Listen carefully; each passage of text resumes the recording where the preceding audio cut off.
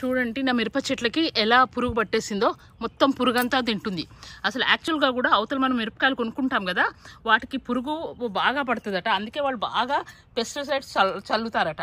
So మనము ఇంట్లో అందుకనే ఆర్గానిక్గా మనం గ్రో చేసుకోవాలి.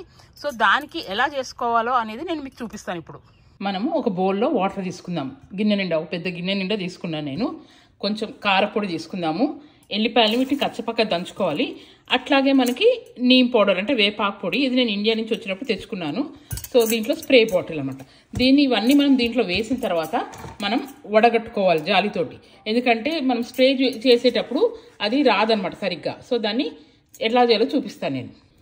ఇప్పుడు మనం ఈ నీళ్ళలో 1 చెంచా వేప పొడి వేద్దాము. అలాగే 1 టీ స్పూన్ కాదు, ఇంత కారపొడి వేద్దాము. 2 చెంచాలు వేసాను కారపొడి. అట్లాగే ఇప్పుడు చూడండి, నేను దంచి పెట్టుకున్నాను కదా ఎల్లిపాయని, ఇది కూడా దీంట్లో వేస్తాను అనమాట. వేసేసి వీటిని అన్నిటినీ బాగా కలుపుతాను. కలిపి ఎల్లిపాయల వాసన వాటికి పట్టాలి కదా. సో 10-15 నిమిషాలు ఇట్లాగే ఉంచి తర్వాత వడగడతాను నేను దాన్ని. వడగట్టి నేను మీకు స్ప్రే చేసేటప్పుడు చూపిస్తాను. చూసారు కదా ఎంత ఘాటుగా కనబడుతుందో. అట్లాగే వేపాకు పొడి వేసాం కదా, చేదుగా కూడా ఉంటుంది.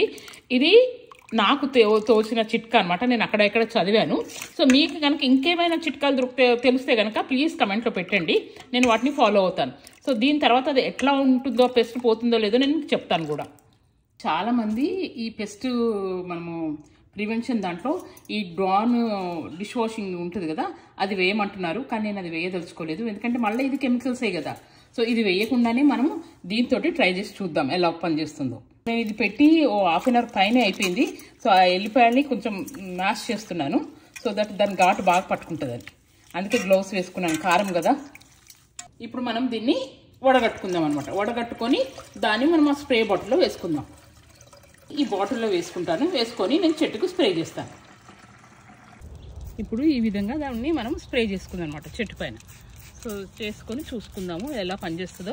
అన్ని చెట్లకు బాగా పురుగు పట్టింది, ఈ మిరప చెట్లకు ఇంతేనట. సో మనం ఈ విధంగా చేసుకుందాం. మీకు కనుక ఇంతకన్నా మంచి చిట్కా ఇంకా వేరే ఏదైనా పని చేస్తుందంటే తప్పకుండా షేర్ చేయండి, నేను అది కూడా ట్రై చేస్తాను.